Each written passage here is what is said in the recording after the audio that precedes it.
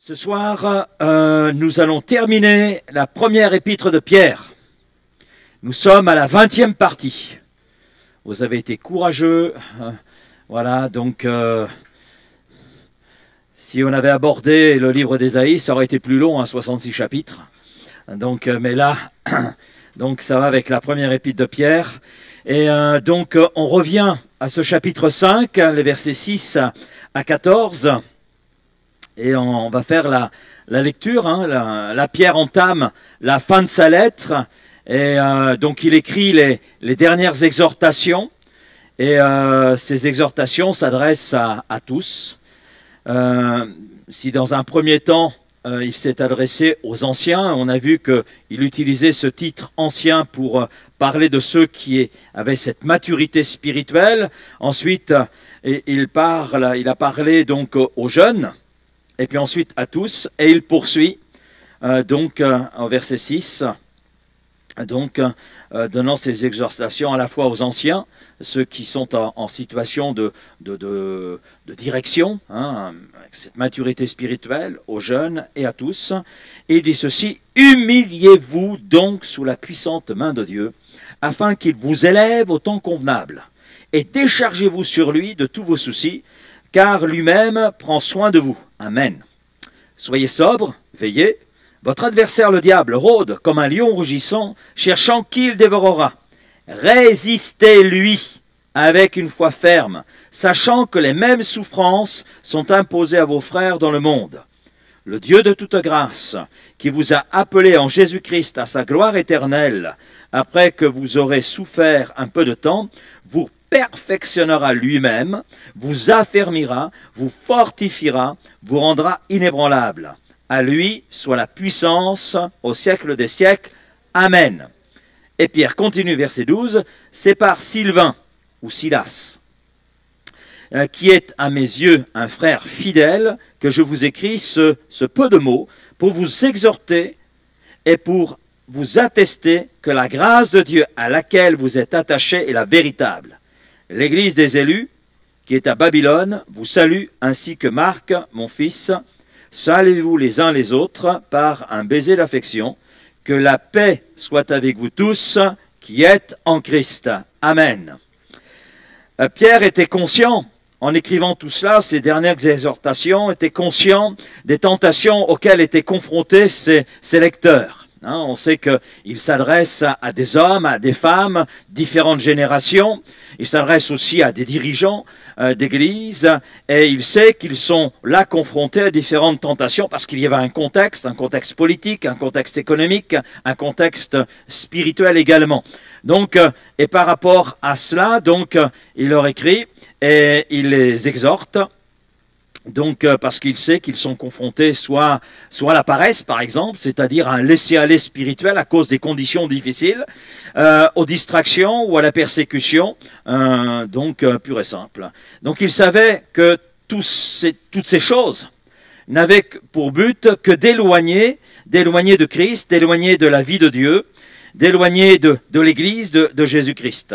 Alors, à partir de là, sachant ce que pouvaient vivre ces lecteurs, il tient à quelque part les aider afin qu'ils n'en arrivent pas à s'éloigner de Christ, à rejeter Christ, mais qu'ils puissent vraiment aller de l'avant et persévérer malgré le contexte. Et c'est vrai que quand on regarde un petit peu les choses, nous sommes confrontés quelque part aux mêmes tentations. Et dans plusieurs pays, les chrétiens connaissent la persécution et sont placés devant un choix, soit renier Christ ou soit mourir pour Christ. Et dans de plus en plus de pays, d'ailleurs, on arrive à un tel choix. Et je crois que les paroles de l'apôtre Pierre conservent toute leur pertinence. C'est pas simplement pour ceux qui sont dans un pays où il y a la persécution, où le choix c'est soit renier Christ ou mourir pour Christ et avec Christ, mais nous sommes dans nos pays confrontés aussi à la paresse, à un laisser-aller, confrontés aussi à certaines distractions. Et ce sont des formes de persécution. Parce que le but, c'est de nous éloigner de Christ. Donc, on s'aperçoit que les paroles de l'apôtre Pierre sont très pertinentes. Dieu est un Dieu pertinent. Un Dieu qui nous rejoint dans ce que nous pouvons vivre, connaître, qui nous rejoint dans notre époque. Donc je crois qu'effectivement, les paroles de Pierre, ces exhortations nous intéressent, nous, ce soir. Maintenant, si je devais résumer en une phrase tout ce paragraphe que nous venons de lire, je le résumerai avec une expression, rester ferme. En fait, c'est ça. C'est ce à quoi l'apôtre Pierre nous invite, à rester ferme. Rester ferme, peu importe ce qui nous arrive. Est-ce que vous connaissez ce qui va se passer demain? Vous ne le savez pas. Même si la météo nous annonce de la pluie, c'est pas sûr qu'il pleuve. Hein? Mais c'est des prévisions. Mais on doit rester ferme, quel que soit ce qui va nous arriver demain. Rester ferme, peu importe ce que cela peut nous coûter. Et vivre la foi en Christ, ça coûte. Ça coûte, il y a un prix à payer. Et le Seigneur nous le dit, celui qui veut me suivre doit renoncer à lui-même, se charger chaque jour de sa croix, et à partir de là, il peut me suivre. Donc il y a un prix à payer, c'est vrai. Les versets de clôture de cette première lettre de Pierre nous disent finalement ce que nous devons savoir pour pouvoir consoler, stimuler, c'est aussi appeler à l'action. Parce que quand on lit la suite, effectivement, à travers ces exhortations, il appelle à l'action. Donc cette lettre remplit quelque part tous ces objectifs à la fois, encourager, fortifier, consoler, stimuler, et puis conduire à l'action, ne pas rester statique dans sa foi, mais pouvoir avancer. Et puis le deuxième but, c'est attester que la grâce de Dieu à laquelle vous êtes attachés est la véritable. Quelle est la véritable grâce de Dieu à laquelle nous devons être attachés? Ah, je vous pose la question.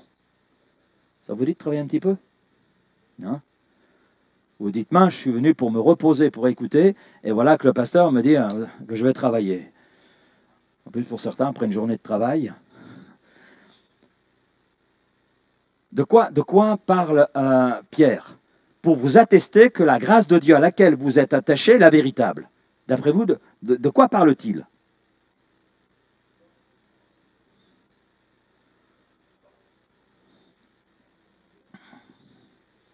Ah, j'ai entendu un mot là. Non, un autre mot. Jésus-Christ. C'est une personne en fait. Jésus-Christ est l'espérance que nous avons, l'éternité avec lui. Et c'est l'apôtre Paul d'ailleurs qui dit dans Tite chapitre 2 verset 11, « Car la grâce de Dieu, source de salut pour tous les hommes, a été manifestée. » Et la grâce de Dieu qui a été manifestée ou révélée, c'est Jésus-Christ. C'est Jésus-Christ. C'est à travers lui que nous avons le tout pleinement. Et nous avons le tout pleinement à travers le tout est accompli par Jésus. OK? Et puis Pierre lui-même a commencé sa lettre en nous présentant justement cette espérance vivante, cette grâce véritable. 1 Pierre, chapitre 1er, verset 3. « Béni soit Dieu, le Père de notre Seigneur Jésus-Christ, qui selon sa grande miséricorde nous a régénérés pour une espérance vivante par la résurrection de Jésus-Christ d'entre les morts. Et cela pour un héritage qui ne peut ni corrompre, ni souiller, ni flétrir, lequel vous est réservé dans les cieux. Vous qui par la puissance de Dieu êtes gardés par la foi pour le salut prêt à être révélé dans les derniers temps. » Donc dans la grâce manifestée qui est la personne de Christ, nous sommes aimés de Dieu le Père. Et nous avons par la foi le salut et l'assurance de la vie éternelle. Amen. C'est formidable ça. C'est extraordinaire.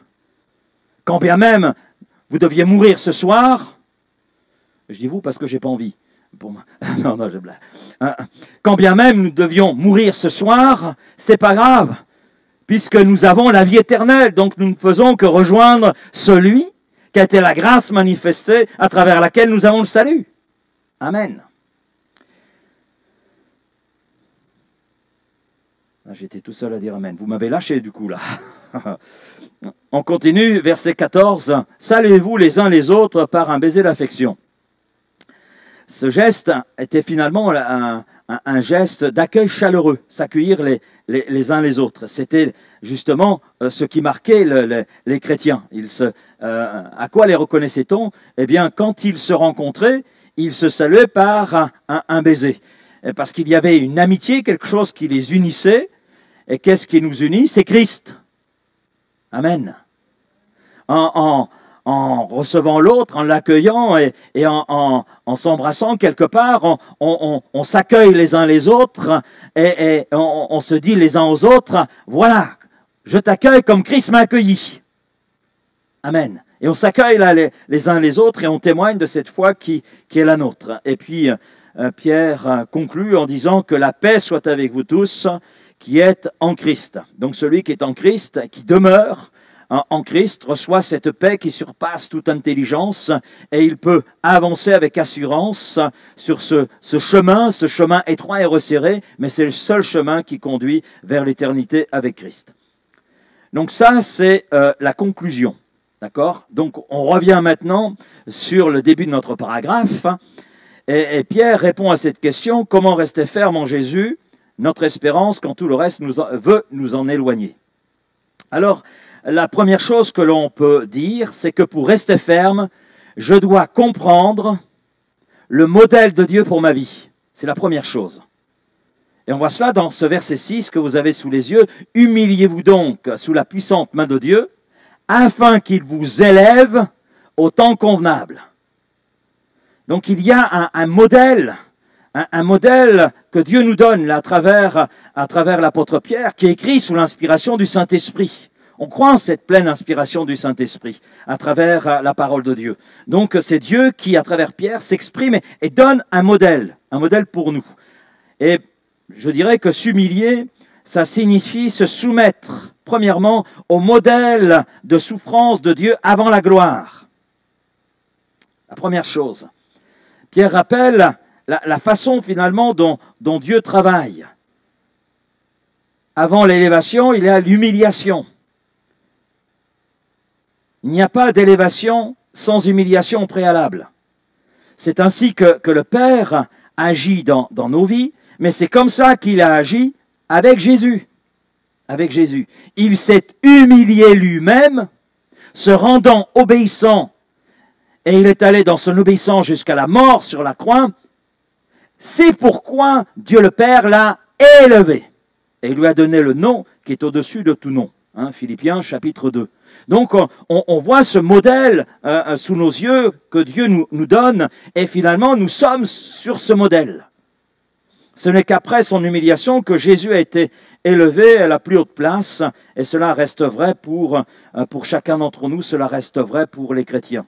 Si nous ne comprenons pas ce modèle, nous ne tiendrons pas devant les difficultés et les souffrances qui sont attachées au fait que nous appartenons à Christ et que nous avons foi en Christ. C'est évident. Si nous refusons quelque part cette humiliation, d'être humiliés, il est difficile alors de résister par rapport à toute l'opposition que l'on peut rencontrer devant nous. J'en arrive à ce deuxième point. S'humilier signifie plier mes objectifs pour ma vie au profit des objectifs de Dieu pour ma vie. Ok? Vous me suivez? Donc, plier mes objectifs pour ma vie au profit des objectifs de Dieu pour ma vie. En d'autres termes, il s'agit de laisser Dieu agir comme il le souhaite dans notre vie et de ne pas exiger que notre vie soit ce que nous voulons qu'elle soit. Nous avons tous pour notre vie des projets. Mais ce ne sont pas les projets qui sont importants. C'est ce que Dieu veut. C'est les projets de Dieu. Nous ne sommes pas, et Dieu ne nous laisse pas sur cette terre pour accomplir nos projets, mais pour accomplir ses projets à lui.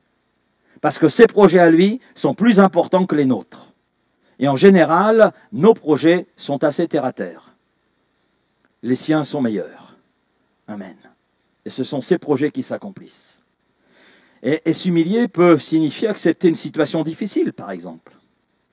Un handicap en nous, à l'exemple de l'apôtre Paul, qui avait une écharpe dans la chair, et celle-ci, constituée dans la vie de Paul, et Paul a prié par 3 fois, et Dieu lui a dit « Ma grâce te suffit ». Et dans la vie de Paul, et Paul l'a très bien compris à un moment donné, que cette écharpe était voulue de Dieu, pour qu'il, c'était comme un garde-fou, pour qu'ils puissent continuer de servir Dieu sans tomber dans l'orgueil. Parce que Dieu connaissait très bien le caractère de l'apôtre Paul. Et d'ailleurs, il dira à un moment donné aux Philippiens, s'il y en a un qui peut s'enorgueillir, c'est bien moi. Parce que juif, etc., et il donne tout son CV. Voilà. Mais il y avait cette écharde aussi en lui, laquelle il a prié, si tu pouvais m'enlever. Non, c'est le garde-fou que je veux pour ta vie. Comme ça te maintient dans une forme d'humiliation et ça t'évite de sombrer dans l'orgueil et de passer à côté de ce que je veux pour ta vie. Et s'humilier peut signifier aussi accepter par exemple une période de chômage ou un sous-emploi, c'est-à-dire un emploi qui ne correspond pas à nos désirs et capacités. Et le but de Dieu, dans ce processus, est de nous conformer à l'image de son Fils. C'est qu'il y a des choses qu'il veut nous apprendre. Il est le potier, nous sommes l'argile. Et quelquefois, l'argile entre les mains du potier, elle est malaxée.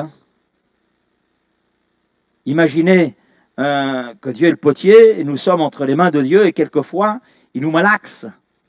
Ça peut... on peut ressentir quelques douleurs. Mais le but de Dieu est de nous conformer à l'image de son Fils. Et lorsque nous passons par un temps d'humiliation, Dieu promet d'être avec nous. C'est ce qui est extraordinaire. Le Fils, Jésus est passé par l'humiliation, mais Dieu, le Père, est avec le Fils. Et on le voit par exemple lorsque Jésus est sous le pressoir. C'est ce que signifie Gethsémanée. Le pressoir, il y a une pression très forte. Mais Dieu le Père envoie un ange pour fortifier son Fils. Donc, dans ce processus d'humiliation, nous voyons le Père qui prend soin de son Fils. Mais Dieu suit avec nous le même modèle. Dans ce chemin d'humiliation que nous pouvons traverser, que Dieu nous fait traverser, nous bénéficions aussi de sa présence et de son action. Et puis l'apôtre Paul l'avait très bien compris à un moment donné. Ma grâce te suffit car ma puissance s'accomplit dans la faiblesse. Ça, c'est la réponse de Dieu par rapport à l'écharde qui était là dans la chair de Paul. La réponse de Dieu, et Paul a très bien compris cette réponse. Et quand je vois, on ne sait pas de quel ordre exactement était cette écharde, et peu importe, mais c'était suffisamment handicapant pour l'apôtre Paul pour qu'il prie avec foi 3 fois et que Dieu lui réponde stop, c'est pas la peine de continuer à prier parce que ma grâce te suffit et c'est alors que tu es faible que je peux agir, que ma force peut se manifester dans ta vie. Et quand je vois par la suite tout ce que l'apôtre Paul a pu faire, je me dis effectivement, la grâce de Dieu, elle était là. Elle était là. Et oui, elle était là agissante. Et la puissance de Dieu pouvait se manifester dans la faiblesse dans laquelle l'apôtre Paul pouvait être. Donc s'humilier sous la puissante main de Dieu signifie dire « Père, que ta volonté soit faite et non pas ma volonté. » Que ta volonté, Père, soit faite et non pas ma volonté. Troisième point, vous l'avez sous les yeux, s'humilier signifie faire confiance au moment choisi par Dieu. La fin du verset 6, « Afin qu'il vous élève au temps convenable. » Jacques 4,10 dit, « Humiliez-vous devant le Seigneur et il vous élèvera. » Et nous avons parfois l'impression que Dieu n'écoute pas alors que nous sommes dans la difficulté. Ça vous est arrivé ça ?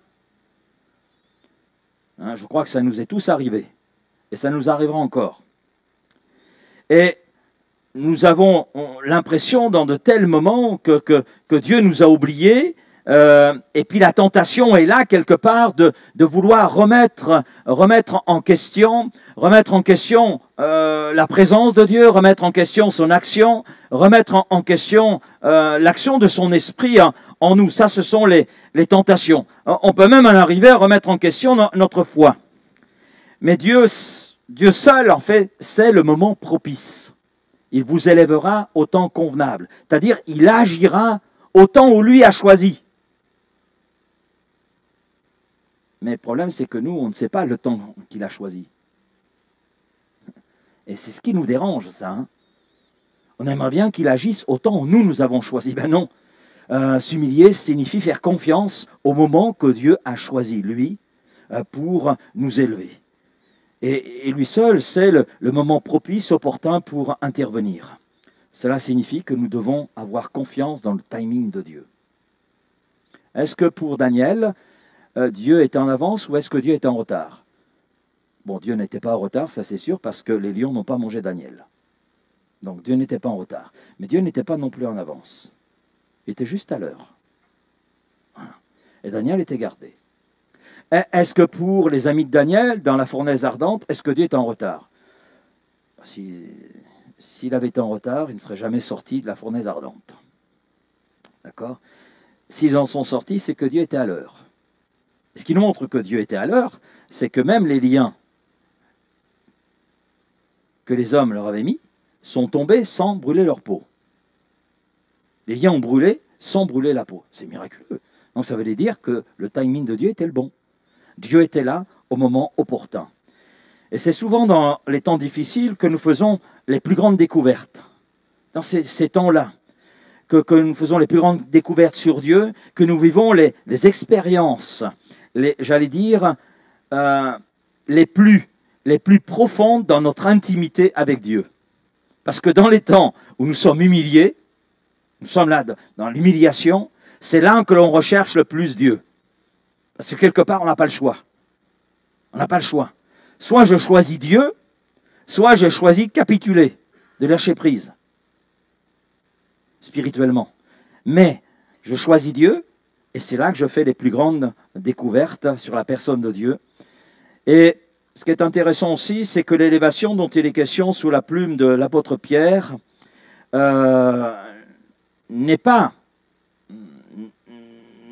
j'allais dire comment, n'est pas, par exemple, le fait d'avoir un travail alors que nous étions dans une période de chômage. Mais l'élévation, c'est plus que cela. C'est le jour où Christ reviendra. C'est ça, cette élévation dont l'apôtre Pierre parle, et vers laquelle il nous projette. Ce qui veut dire que Christ revient, nous sommes dans cette projection-là, dans ce moment-là où nous serons élevés dans la gloire, amen, et nous allons avoir notre nouvelle identité, et cette nouvelle identité en Jésus-Christ nous sera pleinement révélée, et nous vivons dans cette perspective. Amen. Amen. Bon, je sais, vous n'êtes pas pressés, ça peut se comprendre, il y a encore du travail à faire, il y a beaucoup d'âmes autour de nous qui ont besoin du salut, donc si vous n'êtes pas pressés pour cela, alléluia, hein. Mais à un moment donné, oui, il va falloir tout laisser, hein. De toute façon, je vous prophétise quelque chose. Plus nous avançons dans le temps, plus notre corps se rapproche du sol. Et plus notre âme se rapproche de la gloire. Hein? Tu es poussière, poussière, tu retourneras. Donc, voilà. Donc, ce n'est pas une prophétie extraordinaire, c'est vrai, sensationnelle. Oui, parce que l'homme aujourd'hui recherche du sensationnel. Non, non, la Bible est claire.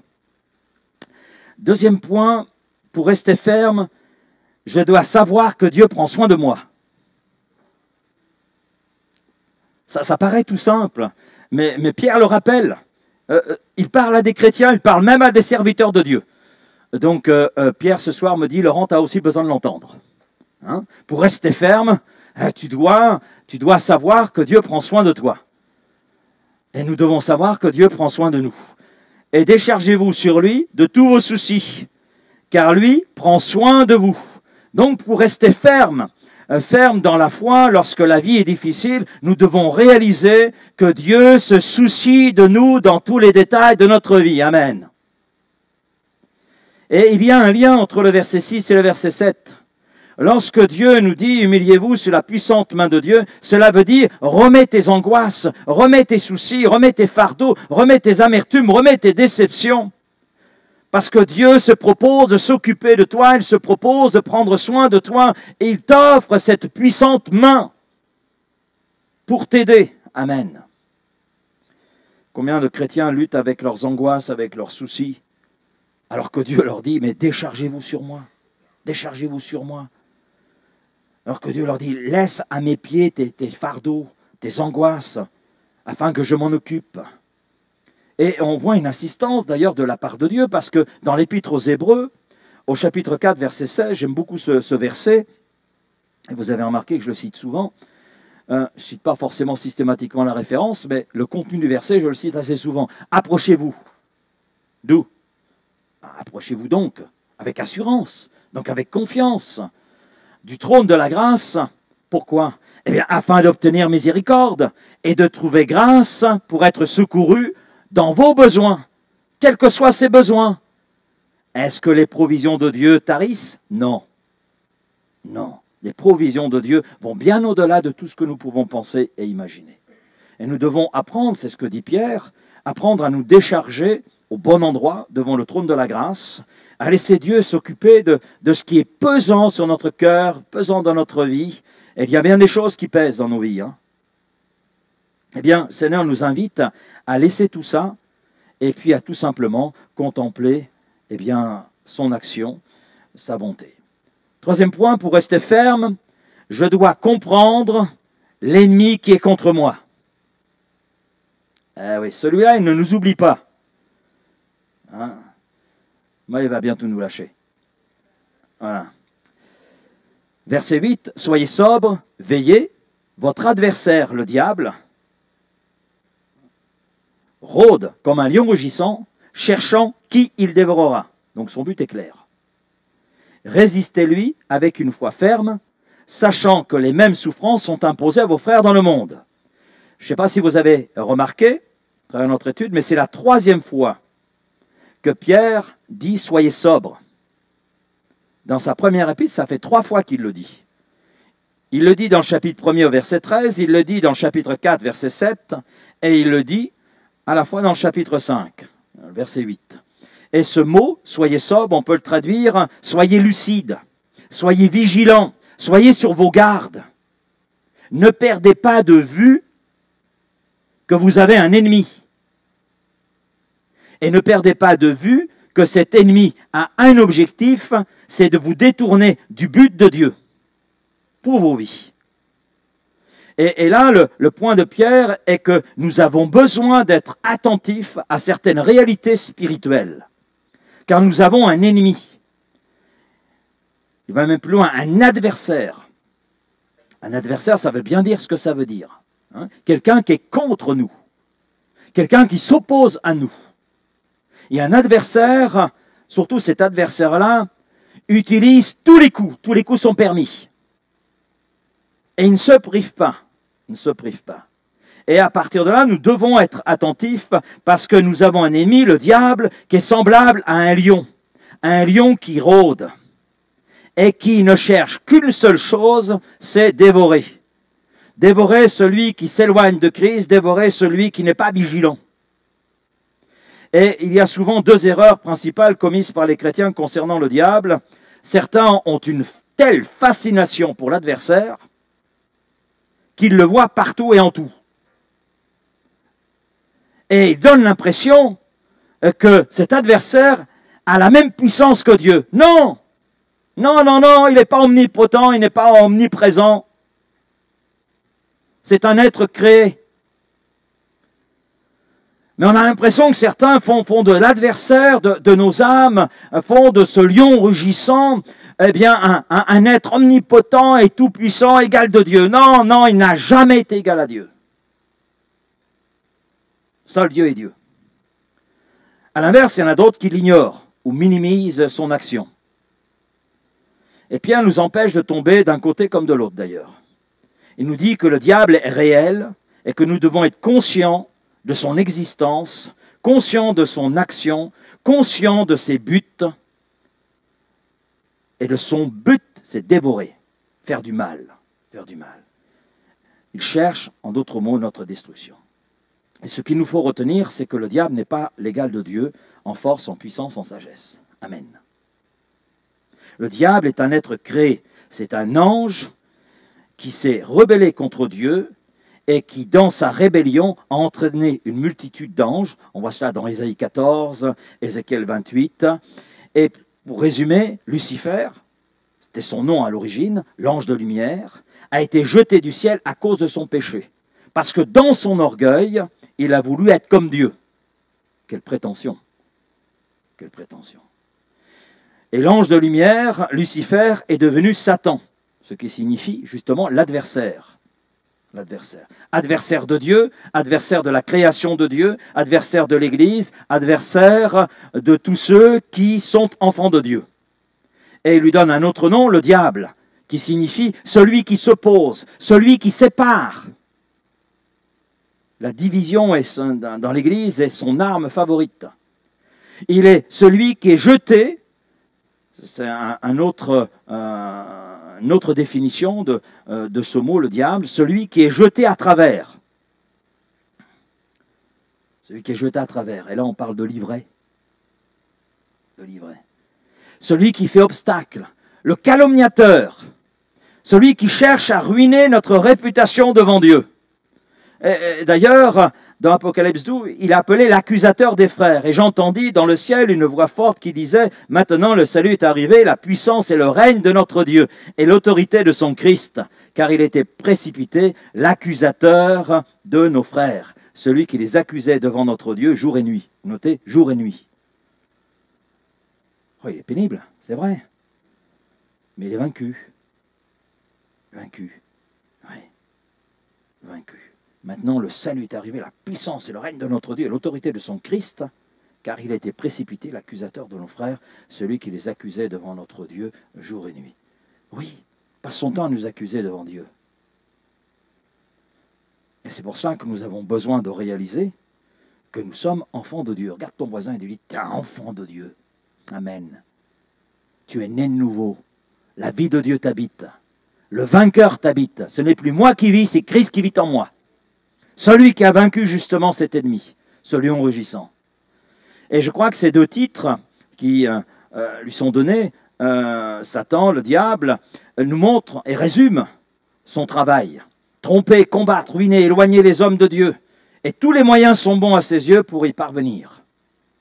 C'est pour ça que l'apôtre Pierre insiste sur ce « soyez sobre », soyez lucide devant cette réalité, mais soyez vigilants devant certaines réalités spirituelles. Mais c'est vrai que, bien que Satan soit le prince de ce monde de ténèbres, ce qui sous-entend une certaine puissance, nous n'avons pas à le craindre. Jésus a vaincu notre adversaire par sa mort sur la croix. Amen. Il a déjà été jugé et déjà condamné. Et un jour, Satan et les anges déchus seront jetés dans l'étang de feu pour l'éternité. Apocalypse 20, verset 10. Et le diable, qui les séduisait, fut jeté dans l'étang de feu et de soufre, où sont la bête et le faux prophète. La bête, c'est l'Antichrist. Et ils seront tourmentés jour et nuit au siècle des siècles. Amen. Apocalypse 21, verset 8. Quant aux lâches, aux infidèles, aux dépravés, aux meurtriers, aux débauchés, aux sorciers, aux idolâtres et à tous les menteurs, leur part sera dans l'étang ardent de feu et de soufre, c'est-à-dire la seconde mort. Apocalypse 20, verset 15, tous ceux qui ne furent pas trouvés inscrits dans le livre de vie furent jetés dans l'étang de feu. Pourquoi je cite ces deux autres versets? C'est pour nous montrer que l'action de l'adversaire n'est pas à prendre à la légère. Mais on ne doit pas non plus surestimer notre ennemi. C'est justement ce qu'il veut, soit minimiser, soit surestimer. Et je crois que lorsque l'apôtre Pierre dit « votre adversaire », Pierre souligne que le diable est notre ennemi personnel. Il nous connaît uniquement de cette façon d'ailleurs. Et il nous voit uniquement comme une proie, lion rugissant cherchant qu'il dévorera. Voilà. Et nous devons être lucides devant ces réalités spirituelles, devant ce que la parole de Dieu nous enseigne sur le sujet, ne pas minimiser, ne pas surestimer, mais rester dans l'équilibre dans lequel la parole de Dieu veut là nous conduire, et bien sûr réaliser qu'en Jésus-Christ, nous avons la victoire, parce que c'est lui qui a vaincu cet ennemi par sa mort sur la croix. Voilà. Mais pour ceux qui se détournent, c'est vrai, les lâches, les infidèles, etc., écoutez, se font dévorer et on connaît la conclusion. Et c'est là que nous devons effectivement être sobres. Alors comment résister au diable? Eh bien, notre succès, je dirais, dans cette bataille repose sur 3 étapes. C'est d'abord être vigilant, voilà, prêt à affronter ces attaques, Et là, ça rejoint ce que dit Paul dans l'épître aux Éphésiens chapitre 6, prendre les armes de Dieu afin de résister. Hein. Deuxièmement, être actif dans la résistance à l'ennemi en prenant les mesures préventives. Bien sûr, c'est la prière, c'est l'étude de la parole de Dieu, c'est dans certaines circonstances le jeûne et la prière, hein, le jeûne joint à la prière, et puis c'est aussi l'Église. C'est aussi l'Église. La force du chrétien, elle n'est pas simplement dans le fait qu'il appartient à Christ, elle est aussi dans le fait qu'il appartient à un corps, celui de Christ. Et s'il est faible, parce que le corps est là, parce qu'il est entouré, eh bien, il devient fort. Amen. C'est pour ça que l'apôtre Paul dit supporter les faibles, afin que dans leur faiblesse, ils puissent grandir et ne pas être la proie de l'adversaire. Et puis enfin, placer sa confiance en celui qui est capable de nous faire tenir debout face aux attaques de l'adversaire. Donc c'est Jésus, parce que c'est en lui et en lui seul que nous avons la victoire. Elle était acquise à Golgotha. Et puis, je conclurai avec ce quatrième point. Pour rester ferme, je dois croire à la promesse de Dieu concernant mon avenir final. Amen. Nous avons un avenir. Et quel avenir? Et là, on voit l'apôtre Pierre qui s'attarde un petit peu. Hein. Le Dieu, verset 10, le Dieu de toute grâce. Notez bien le mot « toute ». De toute grâce. Donc d'une provision de grâce, de bénédiction. Qui vous a appelé en Jésus-Christ à sa gloire éternelle. Voilà ce à quoi nous sommes appelés, à la gloire éternelle. Après que vous aurez souffert un peu de temps, vous perfectionnera lui-même, vous affermira, vous fortifiera, vous rendra inébranlable. Amen. À lui soit la puissance au siècle des siècles. Et là, l'apôtre Pierre dit Amen. Qu'il en soit ainsi. Ce qui veut dire qu'après avoir lutté dans cette vie, après avoir laissé Dieu agir en nous, pourquoi? Eh bien, pour nous perfectionner.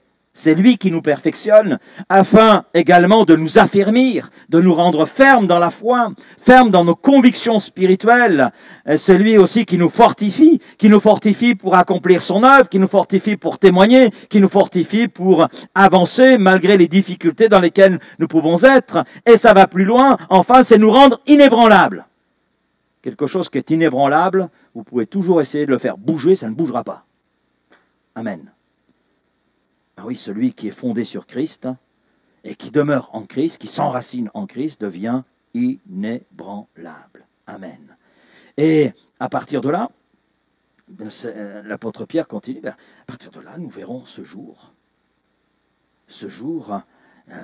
qui nous attend, ce jour où nous verrons Christ face à face, où nous serons dans sa gloire éternelle. Waouh, waouh, waouh. Vous n'êtes pas impatient? Il y a peu de oui. Donc, mais c'est la promesse de Dieu, ça il faut le retenir. Hein. Notre espoir est que le Dieu de toute grâce qui nous a appelés à lui, c'est lui qui nous a appelés, c'est lui qui nous a choisis. Et parce qu'il nous a choisis, nous avons dit oui à ce choix. C'est lui qui nous a choisis le premier. C'est lui qui est venu jusqu'à nous. Hein. Ce n'est pas nous qui sommes allés à lui. Des fois on s'imagine que tout vient. Non, c'est parce qu'il nous a choisis, parce que nous avons réalisé qu'il nous avait choisis, que nous sommes venus à lui. Nous n'avons fait que répondre au choix qui a été le sien et qu'il a manifesté à travers Jésus-Christ. Et notre espoir est là, que le Dieu de toute grâce qui nous a appelés à lui à travers Jésus-Christ, eh bien nous portera jusque dans notre demeure éternelle. Il nous a cherché le premier mot, il aura le dernier mot avec nous. Amen. Et ce Dieu de toute grâce est celui qui nous promet de nous garder sur ce chemin. Hein? Le Dieu de toute grâce qui vous a appelé en Jésus-Christ, après que vous aurez souffert un peu de temps. Donc c'est vrai, il y a un laps, c'est la vie sur terre, c'est la vie liée au péché qui caractérise notre monde, ça nous affecte. Et parce qu'on a placé notre foi en Jésus-Christ, donc il y a une souffrance supplémentaire, parce que dans la foi, il y a une part de souffrance, c'est vrai, parce qu'on suit les pas de Christ, Et si Christ a souffert, et bien sûr, il y a une souffrance qui est attachée à cette foi en Jésus-Christ. Mais c'est un peu de temps. Peu de temps pourquoi? Peu de temps comparé à l'éternité. Peu de temps comparé à ce qui nous attend dans la gloire. Et l'apôtre Paul est dans la même pensée, c'est ce qu'il exprimera dans l'épître aux Romains, entre autres. Mais dans ce peu de temps de souffrance, bien, Dieu nous assure de sa présence. Dieu nous assure de son aide. Dieu nous assure de son soutien. Parce que ce temps de souffrance, ben c'est un temps aussi que, on l'a vu, et l'apôtre Pierre le développe, c'est un temps à travers lequel Dieu nous affermit, Dieu nous fortifie, Dieu nous rend inébranlables, Dieu nous perfectionne, Dieu utilise ces temps de souffrance pour que l'on puisse avancer toujours plus loin avec lui et en lui. Amen. Jusqu'à devenir inébranlable. Voilà, on a terminé pour cette épître, première épître de Pierre. Et on remercie le Seigneur pour la profondeur de cet épître. Et je dirais qu'en 20 sessions, nous n'avons fait qu'effleurer. Hein. Je le reconnais, hein, et je vous le dis, hein, entre tout ce que j'ai préparé, tout ce que j'ai découvert, mais je dis Seigneur, on va quand même s'arrêter là. C'est tellement magnifique, je vous assure. Mais ça, c'est Dieu. Et plus on lit la Bible, plus on avance dans cette lecture, plus on découvre. Même à des textes que l'on connaît, il y a toujours un élément qui vient à un moment donné. Ah, je n'avais pas vu ça. Ben oui, parce que tu n'avais pas la maturité, la première fois que tu l'as lu, de comprendre cet aspect, mais aujourd'hui tu as la maturité pour le comprendre. Mais demain, il y a un nouveau point qui va apparaître sur ce même texte. C'est Dieu, c'est sa parole. Sa parole est à l'image de ce qu'il est. La parole de Dieu est à l'image de son auteur qui est Dieu lui-même. Alors merci pour cette épître de Pierre, merci pour ces exhortations, merci pour Dieu qui nous rejoint dans notre quotidien, qui nous rejoint dans ce que l'on vit et qui vient nous apporter toute l'aide dont nous avons besoin. Sa parole est une parole vivante. Amen. Seigneur, merci. Merci, c'est vrai, pour cette première épître, l'étude que nous avons pu faire de cette épître. Et Seigneur, que toute cette étude puisse s'enraciner en nous et puisse porter le fruit que tu veux qu'elle porte. Oui, Seigneur. On sait que ta parole, c'est atteindre notre cœur, que ta parole est une parole vivante, une parole agissante, et nous voulons que tu la graves en nous. Il y a peut-être des choses que nous n'avons pas compris aujourd'hui par rapport à cette étude, cette épître, mais demain, peut-être, nous serons dans une situation telle que ton esprit va nous éclairer sur un point, et à travers ce point, nous aider à surmonter l'épreuve, la difficulté. Seigneur, ça, c'est ta parole. Ça, c'est toi, c'est ton cœur. Merci, Seigneur, pour tout cela. Et merci de nous conduire pour toute la suite, Seigneur, de notre vie ici-bas, de tout ce chemin qui nous reste encore à parcourir avant d'atteindre la gloire finale. Oh, Seigneur, la gloire éternelle avec toi. Et cela pour l'éternité. Donc pour toujours. Alors pour nous c'est difficile à comprendre parce que nous sommes encore dans un temps limité. Mais Seigneur, merci pour cette espérance qu'est la nôtre et merci pour cette assurance de la vie éternelle que tu places dans nos cœurs. Seigneur, je te rends gloire, oui, parce que c'est à toi seul qu'elle revient. Amen. Amen.